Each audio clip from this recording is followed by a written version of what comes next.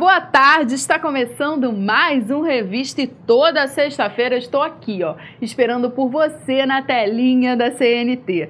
E no programa de hoje, sexta-feira, dia 6 de março, domingo, dia 8, é o Dia Internacional das Mulheres e nós vamos comemorar antecipado, porque afinal de contas eu sou mulher e mereço comemorar o nosso dia hoje, amanhã, depois, mês que vem, quando a gente quiser a gente comemora aqui no Revista. Mas eu vou começar falando de algumas mulheres que foram e são importantes no mundo, como a Jacqueline Kennedy Onassis, que tornou-se mundialmente conhecida como símbolo de elegância, dignidade e glamour. Também a nossa Zuzu Angel, que foi pioneira na moda brasileira, fez muito sucesso com seu estilo no mundo inteiro, principalmente nos Estados Unidos, e ficou conhecida também pelo seu combate, a sua luta contra o regime militar após o sumiço do seu filho na década de 70. A princesa Diana, também muito conhecida pelos seus projetos de caridade, principalmente com a sua ajuda nas campanhas contra minas terrestres e no combate à AIDS. A princesa Diana foi a primeira celebridade a ser fotografada com portador de HIV. Isso foi muito importante, mudou muita coisa na nossa sociedade. A nossa Madre Teresa de Calcutá, que é considerada a missionária do século XX, concretizou o projeto de apoiar e recuperar os desprotegidos da Índia através da sua congregação Missionárias da Caridade. E a irmã Dulce, o anjo bom da Bahia, notabilizou-se por suas obras de caridade e assistência aos pobres e aos necessitados. Lembrando que a irmã Dulce, mesmo doente, ela estava lá ajudando a quem precisava. Olha, com esses exemplos dessas mulheres, nós temos forças para continuar sermos quem somos, realmente mulheres de força e de fibra. Bom, mas o programa tem que começar e hoje é sexta-feira, papel e caneta na mão, vamos anotar correndo qual vai ser a boa do seu final de semana, porque eu vou para um rápido, um pequeno intervalo, mas na volta tem muita informação aqui no Revista. Nesta sexta-feira tem show da banda inglesa Simple Red no Citibank Hall. E o sábado fica por conta de Elza Soares e Farofa Carioca no show Compulsivos e a Perigosa no Rival Petrobras. E domingo, em homenagem ao Dia Internacional das Mulheres, tem show da Isabela Taviani e Emílio Santiago no Vivo Rio. Já nas telonas tem estreia nacional com o filme Menino da Porteira, com o cantor e agora ator Daniel. Imperdível!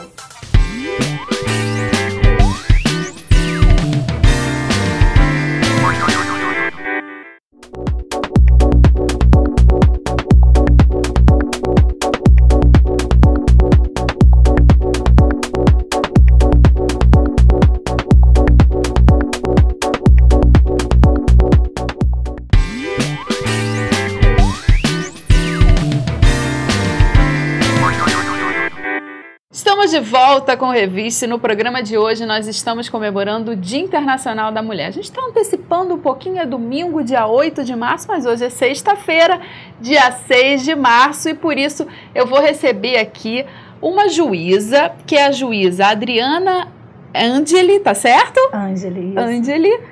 E também a dona Ilma de Souza, que é presidente do Abrigo Alma. Boa tarde às duas. Boa tarde. É um prazer recebê-las aqui no Revista. Hoje um dia tão especial, né? Que estou antecipando um pouquinho, é o nosso dia, né? Afinal de contas, todos os dias são os dias das mulheres, não é? Isso, todo dia.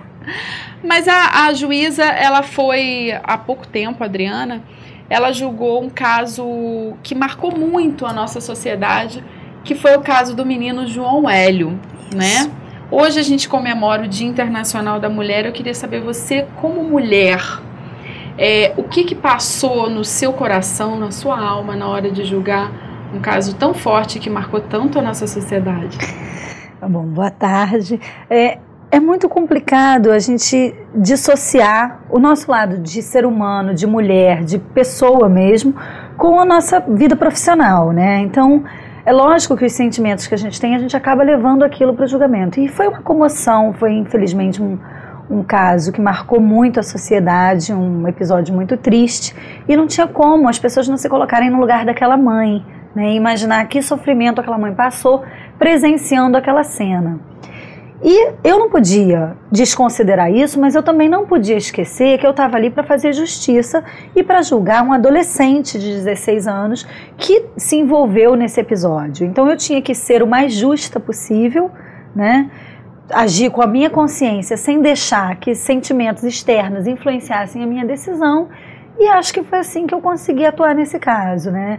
Com todo respeito, com toda consideração àquela mãe, levando muito em conta o sofrimento dela, mas sem levar em conta, sem esquecer também que eu estava diante de uma outra mãe, que era a mãe do menino que estava respondendo àquele processo. Você teve essa sensibilidade de também conseguir enxergar o lado da família do menino que estava ali sofrendo tanto isso, quanto. E a gente, principalmente o juiz que atua nessa área, a gente tem que ter muita fé, muita esperança na recuperação de qualquer adolescente que venha responder por um delito, né? Então, se eu não acreditar nisso, eu não consigo exercer a minha profissão. Na época você estava na 2ª vara civil, né? Agora, na vara da infância e da juventude. Hoje em dia você está na 5ª. Hoje em dia eu estou na 5ª vara civil da Barra da Tijuca. Quer dizer, eu mudei completamente de ângulo, parei de trabalhar com adolescentes em conflito com a lei e hoje eu sou uma juíza de vara civil, cuido de questões ligadas a indenizações, a problemas de condomínio, cobranças, despesas. Mais light, né? Um pouco mais light, eu diria. Como é que você recebeu as críticas?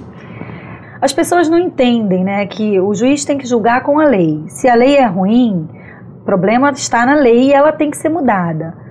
No caso, o que eu fiz foi reconhecer que o adolescente tinha participado daquele ato e aplicar a ele uma medida. Lá na infância a gente não fala, o Estatuto da Criança ele não fala em pena, ele fala em medidas socioeducativas, que como o nome mesmo diz, elas têm a finalidade de recuperar, de ressocializar o adolescente. A gente tem basicamente 3 medidas, que são a liberdade assistida, a semi-liberdade e a internação, e no caso dele eu apliquei a medida mais grave, que era a internação. Na época mesmo eu recebi assim, o desembargador Ciro Darlan e ele falou que você estava corretíssima, que você tinha aplicado a pena máxima, inclusive. Sim, e mesmo assim, muitas pessoas ainda comentaram, inclusive através da imprensa, que isso era pouco, que o menino merecia penas mais cruéis ou penas mais rígidas, e o juiz nunca pode se curvar ao apelo da população ou da mídia para praticar uma injustiça. Então eu entendi ali que, primeiro, a medida era a mais grave a ser aplicada. Segundo, era a única possível. Eu não tinha como aplicar nada além disso. E mesmo assim a comoção foi tão grande que as pessoas criticaram na época achando pouco, né? Bom, mas a gente tem que ter fé, né? Que um dia esse menino vá realmente se recuperar. Agora a Ilma, que trabalha com crianças, né, no abrigo, veio para o Rio de Janeiro, ela é de uma família nordestina, muito grande, com muitos irmãos, então ficou tão acostumada com essa família tão grande que resolveu aumentar a sua família. Foi assim a sua história? Porque minha mãe é mãe de 10 filhos e vi assim que poderia ser mudado quando a minha mãe chorava porque não tinha o que dar, porque essa é uma verdadeira realidade. Tanta comida para tantos filhos, naquele tempo não tinha, né, planejamento familiar. Hoje tem um planejamento, tem um remédio, tem tudo para se evitar que a família cresça no ser. Família, tem vários projetos do governo que ajudam. Do governo que ajuda. Então, naquele tempo não tinha nada disso.